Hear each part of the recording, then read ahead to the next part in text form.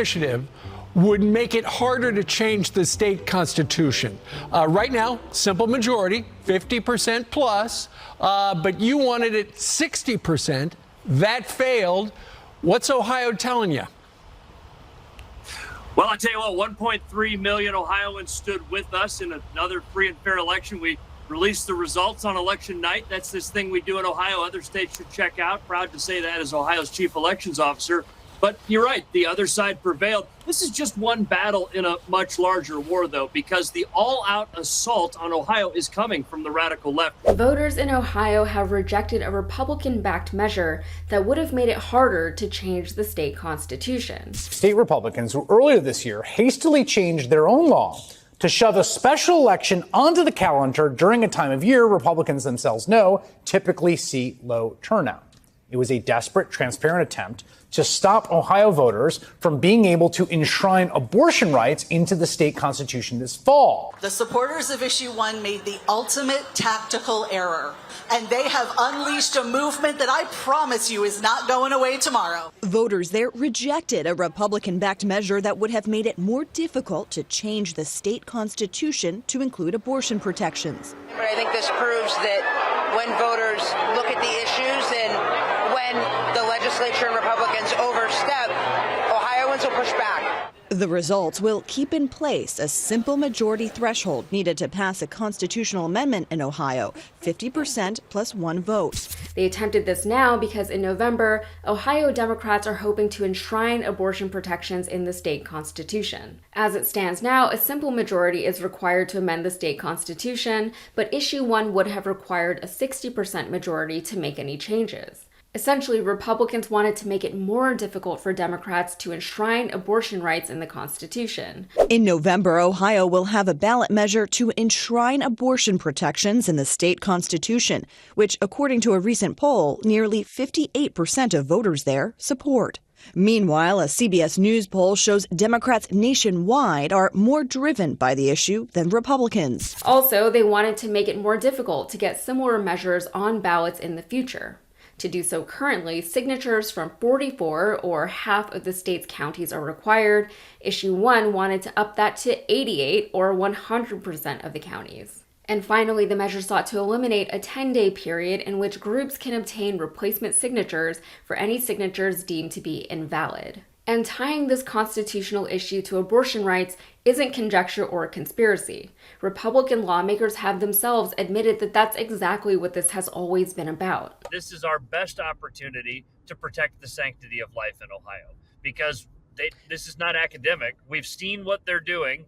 They've put on the ballot in November, my office just certified this because they gathered enough signatures, what would be the most extreme abortion amendment in the country.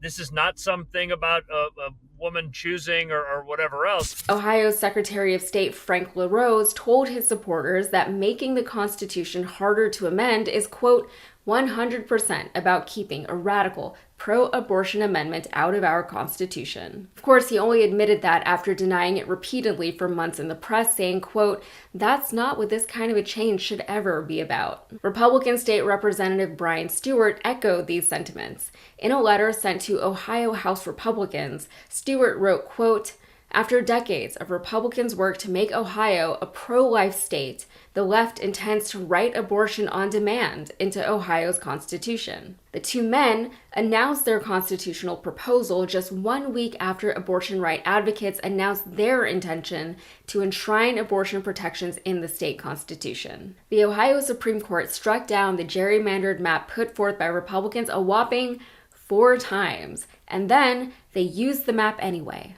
The result is that the state has become redder than ever, despite Republicans outnumbering Democrats by just 2%. Of course, these types of tactics are nothing new, and they certainly aren't limited to Ohio. Voters across the country are very familiar with these tactics and similar tactics that are put forth with the explicit purpose of pushing forth an agenda that simply does not have public support. And the result is that one party becomes law in a state whether or not they have a Democratic majority. I myself live in a very wonky district, and it does take something out of you every time you go up to your polling location knowing that your vote was already intentionally diluted. This attempt to change the Constitution is an attempt to literally change the rules of the game just before the game is set to be played, even though everyone has been training and strategizing in accordance with the original set of rules. I think it was just last week when we were talking about Tricia Cotham over in North Carolina, a state representative who campaigned as a pro-choice Democrat only to flip to the other party once she was already in office. Once she flipped, North Carolina Republicans finally had the votes they needed to ban abortion after 12 weeks. We know now that the flip was always the plan. But with all of this victory in Ohio, which might feel small in the grand scheme of things, is a huge deal. People tend to not pay attention to these smaller elections. Lots of people still only vote in presidential elections, but these smaller elections at the state and local levels are the ones that are more likely to have real and tangible impacts in your life. And I'll admit, I pay more attention to this stuff than most, and there's still so much that flies under my radar locally. They don't always publicize these elections because sometimes fewer voters and less attention works to their advantage. They know what they're doing. A lot of people don't even know that elections can and often do happen outside of November. But this is such a great example of why local elections are so important. Without this victory, Democrats would have had a much more difficult time enshrining abortive care in the state constitution. Now they have a chance to make a real difference and offer real life-saving protections to women across the state. Had this victory not been won, the prognosis for November would have been much more grim in Ohio. It would have been infinitely more difficult for Democrats and pro-abortion advocates to find success in Ohio. They would literally have to flip electoral seats in an already notoriously gerrymandered state. And we all know how daunting, if not impossible, of a task that can be. And then inevitably you would hear people blaming President Biden for not doing more.